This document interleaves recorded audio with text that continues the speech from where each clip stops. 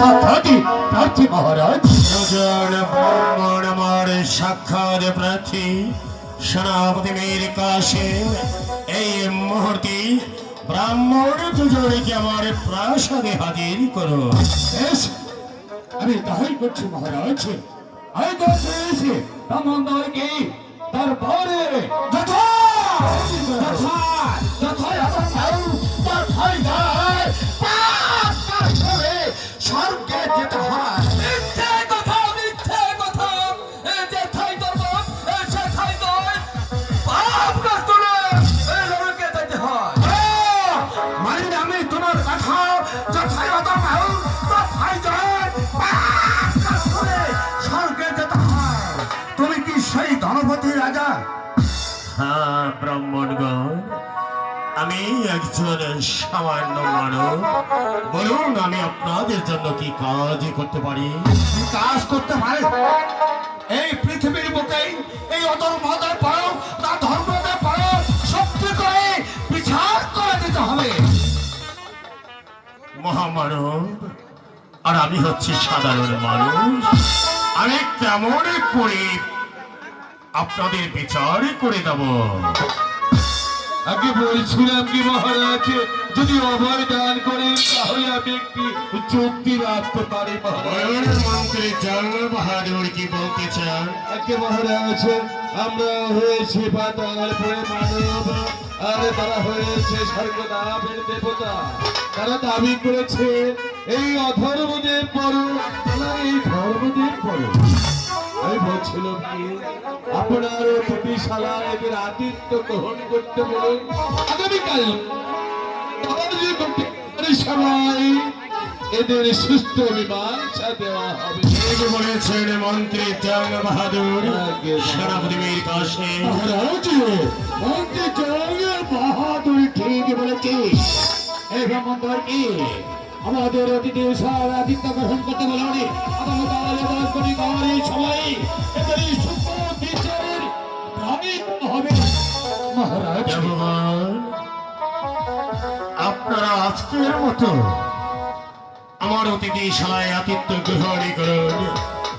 আগামীকাল বেলা 10 ঘটিকার সময় আপনাদের সুস্থ বিচার করে দেব। এই পৃথিবীর মধ্যে ওই ধর্মদেব বড় না অধর্মদেব বড়? এই ধনপতি রাজা, আমি তোমার কথায় অপেক্ষায় থাকবো। আগামীকাল 10টা পর্যন্ত অপেক্ষায় থাকবো। তারপরে দেখে নেব কি সূক্ষ্ম বিচার তুই করে দেয় ধনপতি রাজা। যখন দেবো, তখনই ছাড়। স্বর্গে যেতে হয়। মিথ্যে কথা, মিথ্যে কথা। যেথায় দরবার সেথায় নয়, পাপ কাজ করে নরকে বাস করতে হয়। নরকে বাস করতে হয়। সেনাপতি মীর কাসেম। মহারাজ, মন্ত্রী জং বাহাদুর, মহারাজ, একটিবারে বলুন আমি এদের বিচারে কিভাবে মীমাংসা দিতে পারি? আমি বলছিলাম কি মহারাজ, ওই আগামীকাল বেলা 10 ঘটিকার সময় ওই দেবগঞ্জের প্রাসাদে আসতে বলা হোক। আর এই প্রাসাদে রাখা হবে দুটি, মাত্র দুটি আসন। একটি হবে স্বর্ণের, আর একটি হবে রূপ। দেবগণ যার যার আসনে তারা আসন গ্রহণ করবে, আর নিজে থেকেই তারা বেছে নিবে কে ছোট আর কে ঠিকই বলেছেন মন্ত্রী জং বাহাদুর, সেনাপতি মীর কাসেম। তাহলে আগামীকাল দুটি আসনের দায়িত্ব আমি আপনাদের উপরে ছেড়ে দিলাম। একটি স্বর্ণের আসন আর একটি রূপোর আসন। দুটি আসন পর্দা দ্বারা আবরণ করা থাকবে।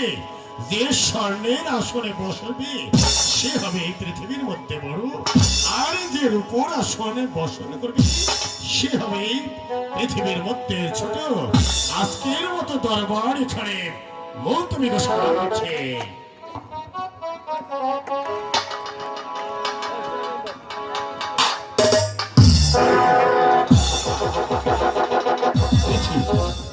পেয়েছি। মহারাজের স্বপ্নের দেখা কিছুটা হলো গন্ধ পাচ্ছি। এই, আরে মন্ত্রী চরণ মহাদেব, আরে আমি কি প্রাসাদে গোলামি করে যাব? এই তো আমি সম্মুখে সুগন্ধ দেখতে পাচ্ছি। সর্বপরের রাজা অনুমতি, এই তো আমি রাজ্যে সুগন্ধ সুগন্ধ পাচ্ছি।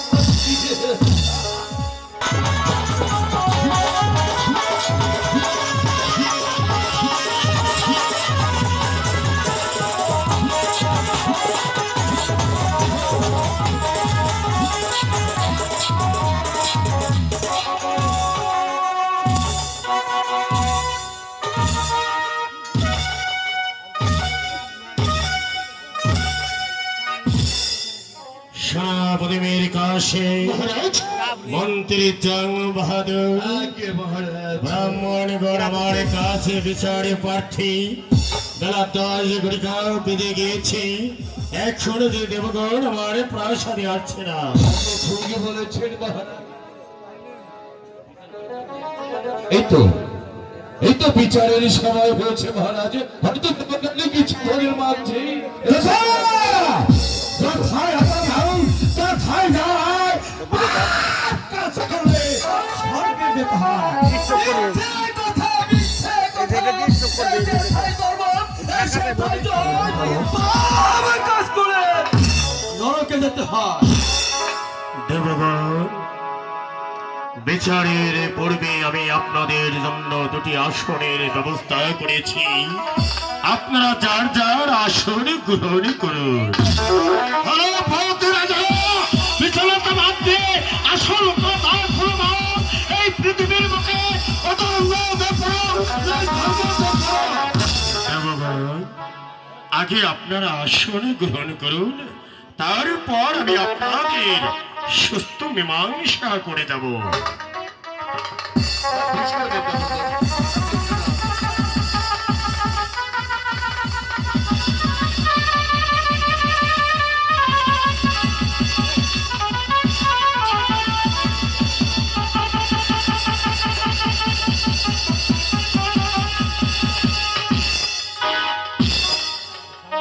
ধনপতি রাজা, এবারে বলে দাও এই পৃথিবীর মুখে অধর্মতে পড়ো নয় ধর্মতে পড়ো। দেবগণ, আমি তো পূর্বেই বলে দিয়েছি আমি একজন সামান্য মানব হয়ে কেমন করে আপনাদের বিচার করব। তবু আপনাদের বিচার আপনারা নিজেরাই করে নিয়েছেন। যার যার আসনের প্রতি লক্ষ্য করলে আপনারা বুঝতে পারবেন এই পৃথিবীর মধ্যে ধর্মদেব বড় না অধর্মদেব বড়। ঠিক আছে?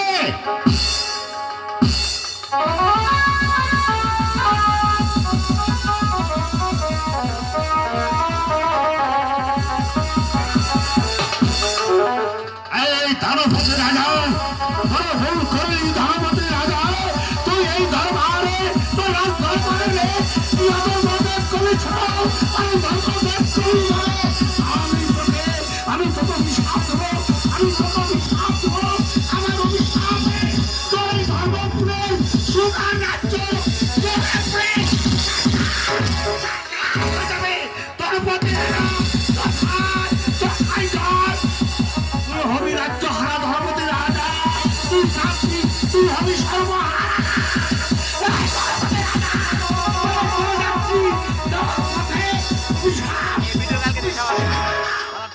শোনো ধর্মপতি রাজা, তোমাকে অধর্মদেব দিয়ে গেছে অভিশাপ, আর আমি আপনাকে দিব আশীর্বাদ। আপনি আমার এই আশীর্বাদ বুকে নিয়ে ওই জ্বলন্ত আগুনে চাপ দিতে আপনি দ্বিধাবোধ করে। এই রইল আমার, আমি 12 বৎসরের জন্য আমি চলে যাচ্ছি। আমি তীর্থভুবনে, সেখান হতে ফিরে এসে আমি আবার আপনাকে এই বুকে আগিয়ে রাখবো, আগিয়ে রাখবো, আগিয়ে রাখবো। সেনাপতি মীর কাসেম মন্ত্রী জং বাহাদুর ধর্মদেব আমায় দিয়ে গেল বিষাদ, আর ধর্মদেব আমায় দিয়ে গেলেন আশীর্বাদ। আমি কি ন্যায় বিচার করেছি, অন্যায় বিচার করেছি? আগে মহারাজ, আপনি হলেন এই ধর্ম রাজা, আপনার বিচার একেবারে সঠিক হয়েছে। সেনাপতির কাছে মহারাজ, ধর্মদেব ঠিক কথা বলেছে। অধর্মদেব দিয়েছে অবিচারী, ধর্মদেব দিয়ে গেছে তারি মণ্ডলায় আশীর্বাদী। ওই আশীর্বাদ আমরা মুখে নিই, ওই চলন্ত চিন্তায় চলছি, আমরা দ্বিধাবোধই করবো না। সেনাপতির কাছে মন্ত্রী জং বাহাদুর, আপনারা ঠিক কথাই বলেছেন। ওই অধর্মদেব আমায় দিয়ে গেছে অভিশাপ, ওই ধর্মদেব আমায় করেছেন আশীর্বাদ। তাই তো এই ধর্মকে আমার বুকে আগলে রেখে আমি ওই জ্বলন্ত চিতায় ছাবি দিতে দ্বিধা করব না। মন্ত্রী জং বাহাদুর, আগে মহারাজ, সেনাপতির কাছে আজকের মতো দরবার আমি এখানে মুলতবি ঘোষণা করছি। চিতা, চিতা,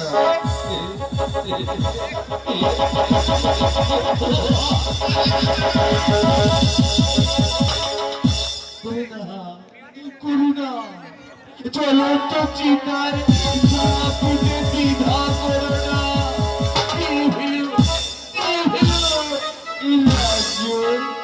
আমি কি শুনে গোলামি করে যাব?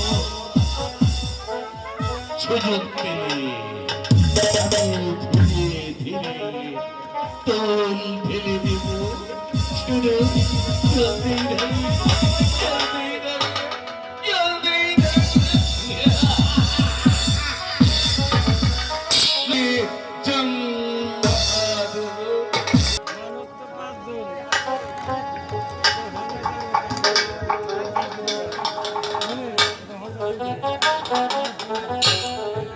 দাসী, বলুন রানীমা। আজ যে আমার শরীরটা খুব ক্লান্ত লাগছে, মনে হয় আমি আর বাঁচবো না। এ কথা বলবেন না রানীমা। দাসী, তুমি যাও, মহারাজকে এই অন্দরমহলে পাঠিয়ে দাও। ঠিক আছে রানীমা, আপনি এখানে বিশ্রাম নিন, আমি এখনই মহারাজকে এই অন্দরমহলে পাঠিয়ে দিচ্ছি। রানী রাজলক্ষ্মী, বলো তুমি কেন আমায় ডেকে পাঠিয়েছ? মহারাজ, আমার শরীরটা যে ভালো লাগছে না মহারাজ। একে বলছো রানী রাজলক্ষ্মী? তুমি এখানে অপেক্ষা করো, আমি এই মুহূর্তে রাজবধূকে আমি ডেকে দিচ্ছি। মহারাজ, রাজবতের প্রয়োজন নেই, আমার যে কয়টা কথা ছিল তোমার সাথে। বলো রানী রাজলক্ষ্মী, তুমি কি বলতে চাও? মহারাজ, আমার মনে হয় আমি আর বাঁচব না, তাই তো আমার সঙ্গে আপনার প্রতিজ্ঞা করতে হবে। রানী রাজলক্ষ্মী, তোমার সঙ্গে আমার তিনটি প্রতিজ্ঞা করতে হবে। বলো রানী রাজলক্ষ্মী, কি প্রতিজ্ঞা আমায় করতে হবে? আমার স্নেহের পুত্র, আপন আর দুলাল, তাদেরকে ভালো স্কুলে লেখাপড়া শিখিয়ে মানুষের মতো মানুষ করবেন, আমাকে কথা দিন। রানী রাজলক্ষ্মী, আমার স্নেহের আপন দুলালে যেমন তোমার সন্তান, তেমনি আমার সন্তান। পিতা হয়ে আমার কর্তব্য রয়েছে, আমি তোমার সম্মুখে দাঁড়িয়ে এই ভগবানের নামে কথা দিচ্ছি। ভগবান আমাকে এই পৃথিবীর মধ্যে যতদিন বাঁচিয়ে রাখবে, আমি আপন দুলালকে লেখাপড়া শিক্ষা দিয়ে আমি ওদেরকে মানুষের মতো মানুষ করে গড়ে তুলব। আর একটি কথা মহারাজ, বলো রানী। আমার মৃত্যুর পর আপনি দ্বিতীয় দ্বার গ্রহণ করবেন না, কথা দিন। রানী রাজলক্ষ্মী, আমি তোমার গায়ে স্পর্শ করে প্রতিজ্ঞা করছি, তোমার এই মৃত্যুর পর আমি দ্বিতীয় দ্বার গ্রহণ করব না। আপনকে বানাবেন এই রাজ্যের রাজা, আর দুলালকে বানাবেন এই রাজ্যের সেনাপতি। কথা দিন। রানী রাজলক্ষ্মী, এই তবে তোমার মাথায় হাত দিয়ে প্রতিজ্ঞা করছি, আমার স্নেহের আপন দুলালকে লেখাপড়া শিক্ষা দিয়ে আপনকে বানাবো আমি এই রাজ্যের রাজা, আর আমার স্নেহের দুলালকে আমি অস্ত্র বিদ্যা শিক্ষা দিয়ে আমার রাজ্যের প্রধান সেনাপতি বানাবো। শান্তি পেলাম মহারাজ।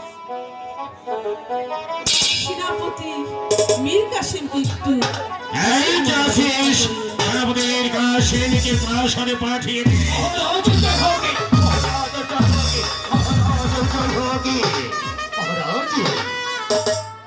আদেশ করুন মহারাজ।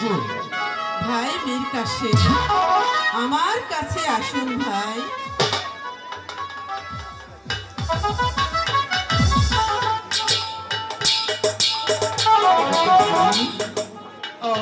আপনি এমন করছেন কেন? আপনার কি হয়েছে? আপনি কি অর্থ করেছেন? আমাকে আদেশ করুন এই মুহূর্তে আমি রাজবতের আর কোনো প্রয়োজন নেই। আমার সঙ্গে যে কয়টা প্রতিজ্ঞা করতে হবে। মহামান্য মহারানী, আপনি বলুন আপনার এই সম্মুখে দাঁড়িয়ে আমার কি প্রতিজ্ঞা করতে হবে?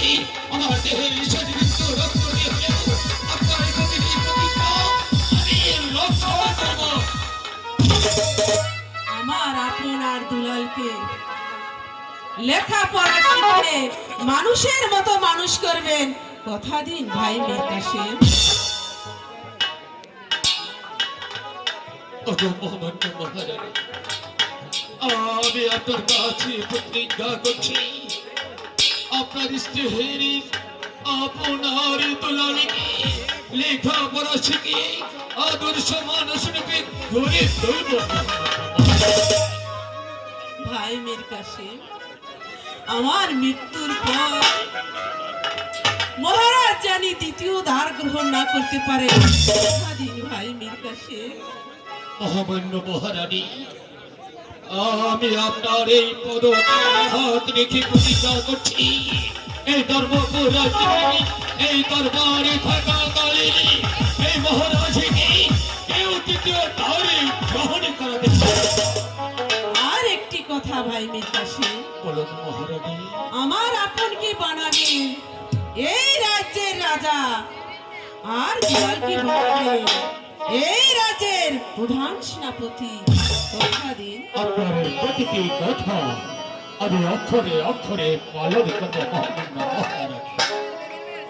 আপনকে আর দুলালকে একটু ডেকে আনুন ভাই। বেশি